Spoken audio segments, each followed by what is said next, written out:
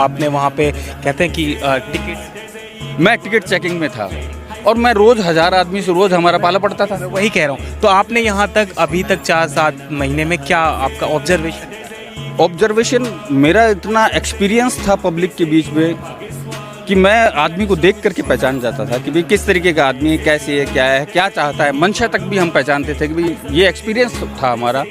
तो हमने यहाँ पर खूब भक्तों को भी देखा, ऐसे ऐसे गरीबों को देखा जो पूरी मनोभाव से भक्ति से लगे हुए सीताराम का जाप कर रहे लगातार।